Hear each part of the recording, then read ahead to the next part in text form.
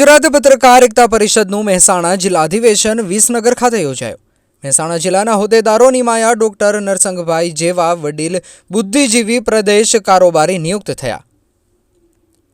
ગુજરાત રાજ્ય પત્રકાર એકતા પરિષદનું મહેસાણા જિલ્લાનું 2025નું મહાઅધિવેશન વિસનગર ખાતે આવેલ સાંકળચંદ પટેલ યુનિવર્સિટીના હોલમાં પ્રદેશ પ્રમુખ લાલુભાઈ કાતરોડિયાના અધ્યક્ષ સ્થાને યોજાયું હતું, જેમાં મહેસાણા જિલ્લા પ્રમુખ અર્જુનસિંહ ઠાકોર, યુનિવર્સિટીના ચેરમેન પ્રકાશભાઈ પટેલ, સાંસદ હરિભાઈ પટેલ તથા મનુભાઈ ચોકસી, સામાજિક અગ્રણી સહિતના આગેવાનો અને રાજકીય પક્ષોના આગેવાનો તથા સેવાકીય સંસ્થાઓના અગ્રણીઓ ઉપસ્થિત રહી કાર્યક્રમને સફળ બનાવ્યો હતો। મહેસાણા જિલ્લા અને તાલુકાના વિવિધ હોદ્દેદારોની નિમણૂક પત્ર આપી નિમણૂક કરાઈ હતી। વિસનગર ખાતે આવેલા સાંકળચંદ પટેલ યુનિવર્સિટીમાં મહેસાણા જિલ્લા પત્રકાર એકતા પરિષદનું મહાઅધિવેશન યોજાયું હતું, જેમાં સમગ્ર ગુજરાતમાંથી પત્રકાર એકતા પરિષદના હોદ્દેદારો ઉમટ્યા હતા। સૌપ્રથમ તિરંગા યાત્રા યોજી યુનિવર્સિટી બહાર સાંકળચંદ પટેલની પ્રતિમાને માલ્યાર્પણ કર્યા બાદ હોલમાં પત્રકારોની હાજરીમાં અધિવેશનની શરૂઆત દીપ પ્રાગટ્ય થકી કરવામાં આવી હતી।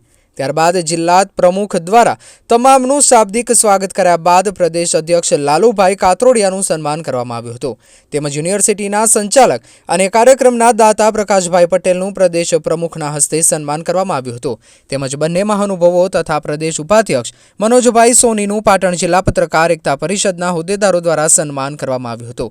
મનુભાઈ ચોકસી, મહિલા વિંગ ઇન્ચાર્જ પ્રમુખ મીનાક્ષી મોદીનું પણ સન્માન કર્યું હતું। આ પ્રસંગે પ્રકાશભાઈ પટેલે સંબોધન કરતા જણાવ્યું હતું કે પત્રકાર એકતા પરિષદનું મહેસાણા જિલ્લાનું અધિવેશન વિસનગર ખાતે મળ્યું તે ગૌરવની વાત છે।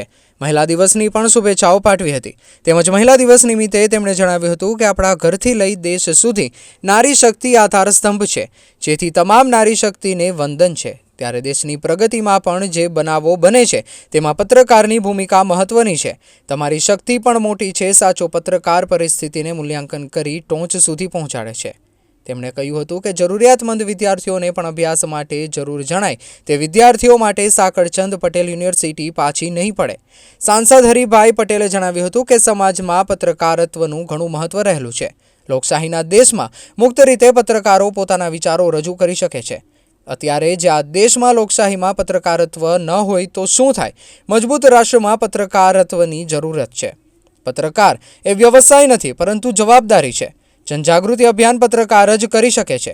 સરકાર અને લોકો વચ્ચેની કડી પત્રકાર છે। પત્રકારે ઘણી વખત સમાચારો થકી યોજનાઓની યાદ અપાવે છે। પ્રદેશ અધ્યક્ષ લાલુભાઈ કાતરોડિયાએ જણાવ્યું હતું કે આજે કેટલાક ખોટા પત્રકારોના કારણે સાચા પત્રકારો બદનામ થઈ રહ્યા છે, તેમજ પત્રકારે તમામ સમાજોને સાથે લઈને ચાલનાર વ્યક્તિ છે।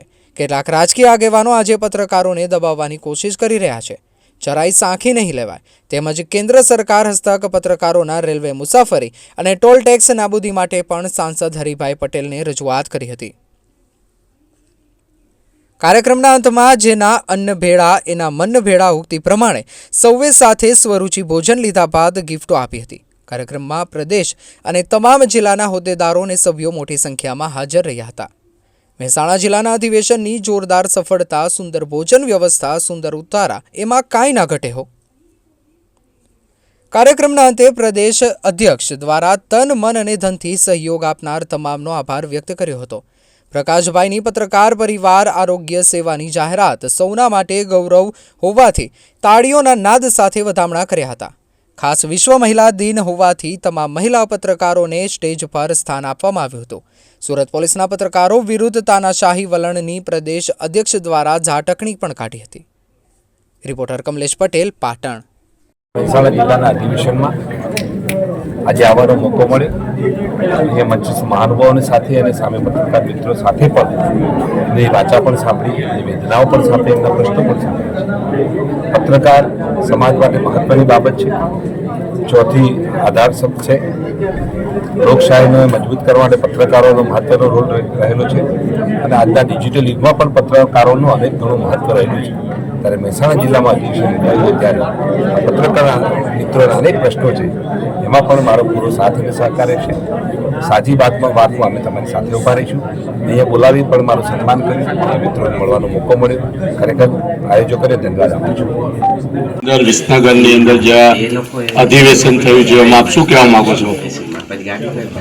આજે જે વિસનગર ખાતેનું અધિવેશન 2025 જિલ્લા કક્ષાનું થયું એમાં ખરેખર જે સમગ્ર ગુજરાતમાં માનનીય અધ્યક્ષ શ્રી લાભુભાઈ કાતોડિયા સાહેબના અધ્યક્ષસ્થાને સમગ્ર ગુજરાતમાં જે 10,000 પત્રકારોના હક અને અધિકાર માટે જે લડત અને જે પ્રશ્નો માટે વાચા આપી રહ્યા એ ખરેખર અભિનંદન પાત્ર.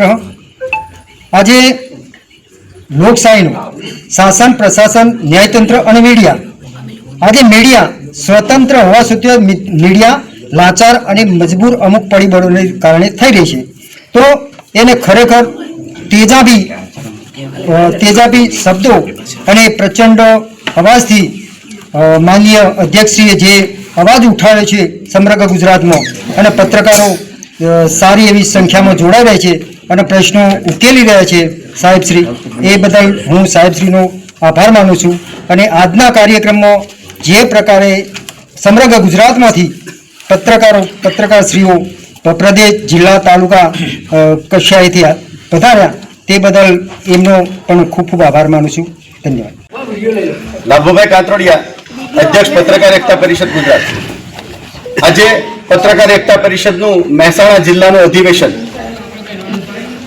થશે નહીં થાય એની ચર્ચાઓ વચ્ચે 2 વર્ષના લાંબા અંતરે